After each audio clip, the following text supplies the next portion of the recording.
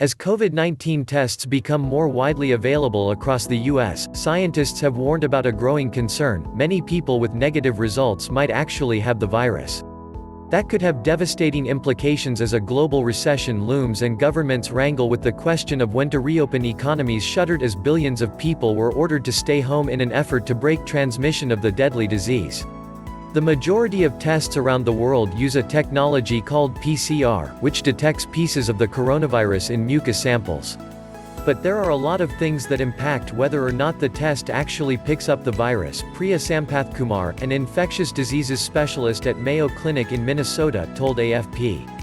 It depends on how much virus the person is shedding through sneezing, coughing and other bodily functions, how the test was collected and whether it was done appropriately by someone used to collecting these swabs, and then how long it sat in transport, she said.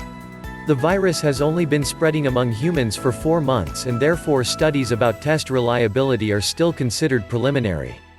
Early reports from China suggest its sensitivity, meaning how well it is able to return positive results when the virus is present, is somewhere around 60 to 70%. Different companies around the world are now producing slightly different tests, so it's hard to have a precise overall figure. But even if it were possible to increase the sensitivity to 90%, the magnitude of risk remains substantial as the number of people tested grows, Sampathkumar argued in a paper published in Mayo Clinic Proceedings. In California, estimates say the rate of COVID-19 infection may exceed 50% by mid-May 2020, she said. A person standing in front of a car drive-through coronavirus testing site opens in downtown Washington. With 40 million people, even if only 1% of the population was tested, 20,000 false negative results would be expected. This makes it critical for clinicians to base their diagnosis on more than just the test. They must also examine a patient's symptoms, their potential exposure history, imaging and other lab work. Timing is everything. Part of the problem lies in locating the virus as its area of highest concentration shifts within the body. The main nasal swab tests examine the nasopharynx, where the back of the nose meets the top of the throat. This requires a trained hand to perform and some portion of the false negatives arises from improper procedure. But even if done correctly, the swab may produce a false negative. That's because as the disease progresses, the virus passes from the upper to the lower respiratory system. In these cases, the patient may be asked to try to cough up sputum, mucus from the lower lungs, or doctors may need to take a sample more invasively, when a patient is under sedation. Daniel Brenner, an emergency physician at Johns Hopkins Hospital in Baltimore, described to AFP taking a test after performing a procedure called a bronchoalveolar lavage. This was done on a patient whose nasal swab returned negative 3 times, but who showed all the signs of COVID-19.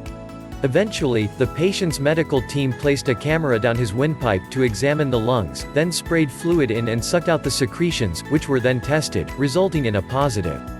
No perfect test. Uncertainty in clinical diagnoses is not new, and clinicians are well aware that no type of test for any condition can be considered perfect. What makes COVID-19 different is its newness, said Sampathkumar. Most of the time when you have tests, you have test characteristics outlined carefully and warnings about test's interpretation, she said. We had no test for so long, and when we got the test, we started using it widely and sort of forgot the basics.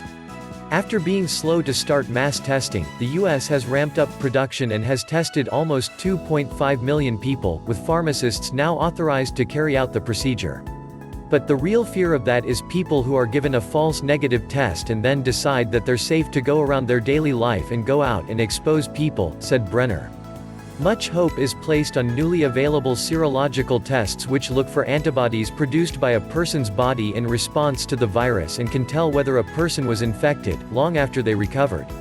They could also be used to help diagnose a person who is currently infected but whose PCR test results showed a false negative, by waiting a week or so for the body to produce its immune response. We are excited about the serologic test, but we don't know how well it will work and we are starting to study it, said Sampathkumar.